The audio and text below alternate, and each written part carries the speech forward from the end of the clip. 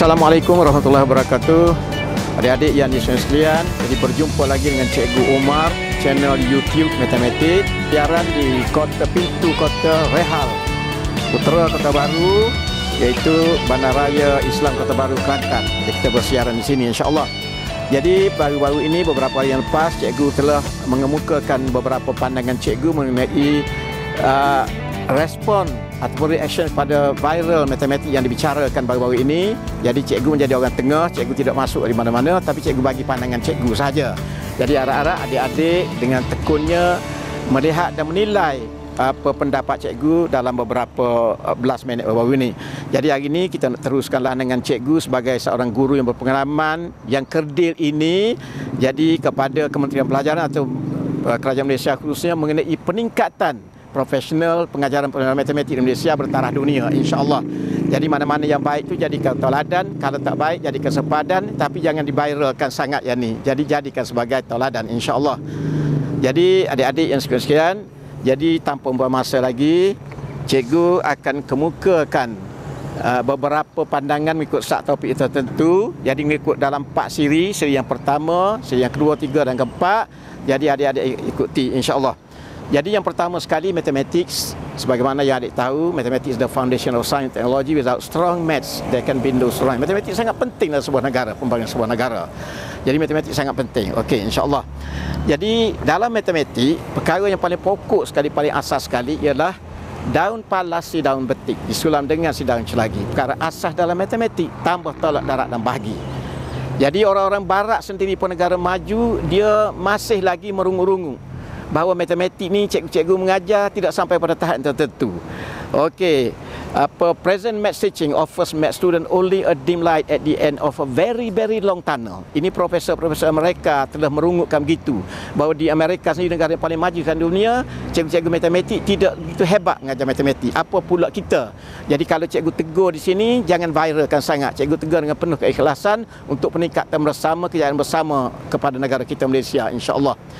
Jadi 4 fakta asas itu, tambah, tolak, darab dan bahagi. Fakta asas, kalau budak-budak ataupun murid tak boleh menguasai ini dengan secara mantapnya, maka jangan harap mereka akan menjadi seorang mathematician ataupun pandai matematik.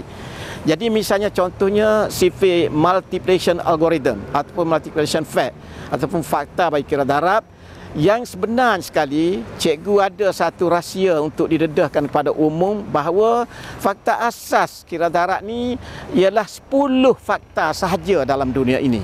Kalau kita mengajar dengan cara yang kreatif, maka insya-Allah pelajar-pelajar kita akan pandai sifar, faham sifar, dan dia dengan sendirinya pandai matematik bertaraf dunia insya-Allah. Jadi sifar itu sangat penting, fakta asas.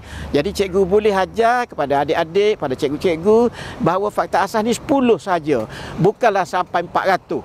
Ada setengah orang mengajar fakta asas ni 400, 20 kali 20. Jadi biol budak-budak tu. Jadi trauma matematik. Dan ada yang kurang lagi ialah 12 kali 12, 144 fakta asas. Yang kurang lagi 9 by 9, 81. Tapi daripada 99 itu kita boleh reducekan lagi menjadi 10 saja fakta asas, mengikut cara-cara yang saintifik dan cara-cara yang bijaksana insya-Allah. Jadi kalau diberi peluang pada cikgu, cikgu boleh kemukakan teknik atau cara ini untuk mengajar sifar pada kanak-kanak, menjadikan beliau atau kanak-kanak menjadi hebat matematik dalam dunia ini. Baik, perkara yang kedua ialah cikgu nak sentuh sikit mengenai ciri-ciri guru matematik yang baik. Jadi pada hemat cikgu ada 3 sifat ataupun ciri yang mesti berada pada cikgu bagi menjadi seorang guru itu baik dalam matematik ataupun hebat dalam matematik, supaya dia mengajar dengan bijaksana, dengan lebih saintifik. Jadi yang pertama dalam bahasa Inggeris, know your stuff. Mana cikgu-cikgu kita mesti tahu konten matematik. Kita tak unsing dah, sebab cikgu-cikgu kita pandai konten dia. Kalau nak mengajar sekolah rendah, dia lebih tahu daripada pelajaran tentang konten isi kandung matematik. Kita tak unsing dah. Know your stuff. Yang kedua, sifat yang kedua ialah know whom you are staffing. Ini yang kena dikhususkan balik, iaitu cikgu-cikgu mesti tahu siapa dia nak ajar, sasaran dia tu. Sebab dalam kelas ni dia ada pelbagai kebolehan budak-budak. Ada high flyer, ada flyer saja, ada runner, ada walker dan ada crawler. Tapi kalau cikgu tu pandai menyentuh, pandai mengajar matematik, jadi tidak ada walker dan crawler. Yang dia ada ialah high flyer, flyer dan runner saja. Jadi menyebabkan murid-murid itu pandai matematik dan pandai dalam segala pelajaran, menjadikan negara kita ni hebat dalam dunia, insya-Allah.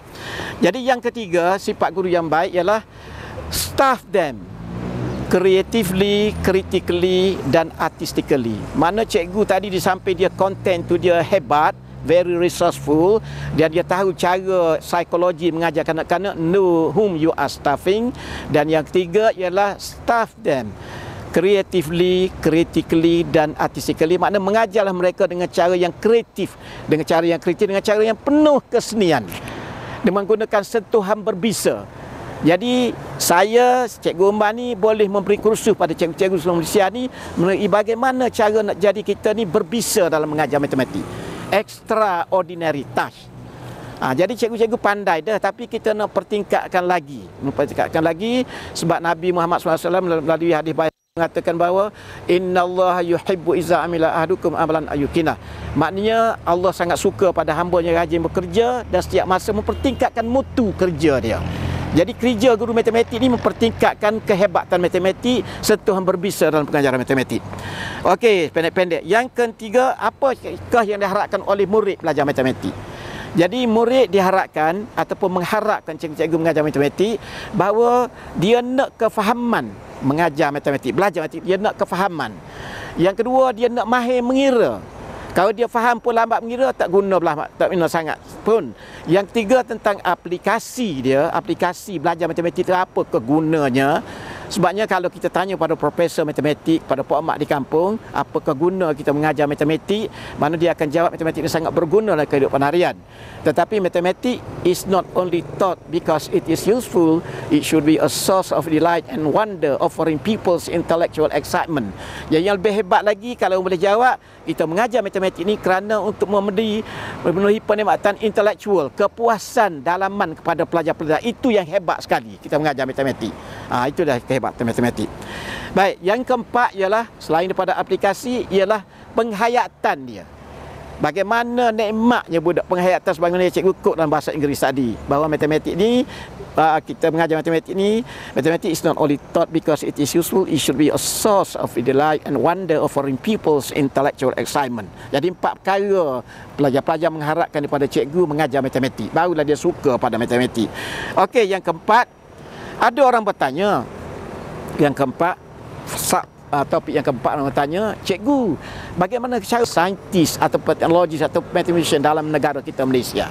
Jadi jawapannya ialah mathematics should be a pump rather than a filter in the pipeline of the Malaysian educational system. Jadi kita selama ini kita sebagai filter saja memilih pelajar-pelajar ke aliran sains, ke aliran matematik. Filter saja, kita tapis saja.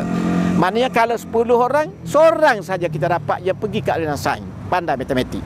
Tapi kalau kita pumpkan dia, kita asak dia, kita paksa dia, maka kita mendapat kurang-kurang 50 ataupun 60% budak-budak tu pergi ke aliran sains, dan nescaya ramailah pelajar-pelajar yang akan menjadi technician, teknologi, saintis atau mathematician bertaraf dunia. Tapi paksa pun bukan sebarang paksa, paksa dengan penuh hikmah. Mana cikgu-cikgu berkeupayaan mengajar dengan cara yang saintifik, cara kreatif, pelajar-pelajar sejak daripada tadika lagi. Jadi apabila dia suka pada matematik, kita paksa dia, kita suruh dia masuk sains, mesti dia akan masuk punya. Jadi dengan sendiri kita meramaikan teknologi kita, saintis kita dan matematik kita dalam Malaysia menjadi rujukan kepada dunia, insya-Allah. Adik, jadi poin yang kelima ataupun subtopik yang kelima ialah orang ramai bertanya cikgu Umar, apakah maknanya pembelajaran bermakna dengan pembelajaran yang tidak bermakna, meaningful and meaningless learning of mathematics. Jadi cikgu nak terangkan di sini, mengikut definisi ahli-ahli matematik dunia, bahawa pembelajaran bermakna dan tidak bermakna ini bergantung kepada 2 perkara. Yang pertama, kita mengajar pelajar-pelajar kita, adakah dia faham? Kalau dia faham tu bermakna meaningful. Kalau dia tak faham bermakna meaningless. Kita ajar dengan cara sehir-sehir saja tanpa kefahaman. Jadi kita nak ajar pelajar-pelajar kita supaya dia faham. Mana pemaham ilmu bukan pemborong ilmu. Yang kedua, kalau cikgu tu boleh mengajar keaplikasian matematik. Jadi menampakkan kita mengajar matematik itu nampak aplikasi dia, kegunaan dalam kehidupan harian. Kalau tidak nampak kegunaan dia, maka dikatakan meaningless. Jadi ada 2 perkara, meaningful dan meaningless. Contoh meaningful learning. Misalnya kalau kita ambil 4 times 5. The answer is 20. 4 times 5 is answer 20. 4 kali 5 sama 20. Jadi budak boleh jawab 4 kali 5 sama 20. Kalau kita tanya dia apakah maknanya 4, maknanya 5 dan maknanya 20 dalam kehidupan harian, nescaya kemungkinan besar sebahagian besar padanya tak boleh menjawab apakah makna 4, apa makna 5, apa makna 20. Itu dia tak faham maknanya. Itu makna meaningless. Meaningless maknanya dan seterusnya. Jadi meaningful, meaningless ni adalah dua perkara yang sangat penting dalam pelajaran matematik. Kalau kita boleh memberi kefahaman kepada pelajar-pelajar, maka dia meaningful, dan kalau kita tak boleh memberi kefahaman, makna dia meaningless. Begitu juga kalau kita boleh memberi keaplikasian dia, kegunaan matematik dalam kehidupan harian dalam pembinaan negara, maka ianya adalah meaningful. Dan kalau kita tak boleh memberi kegunaan, dia tak tahu guna apa, belajar saja, maka itu namakan meaningless learning. Itulah dia setakat ini episod yang pertama, siri yang pertama dalam siri 4 siri kita ini. InsyaAllah kita berjumpa lagi. Wallahu a'lam. Terima kasih.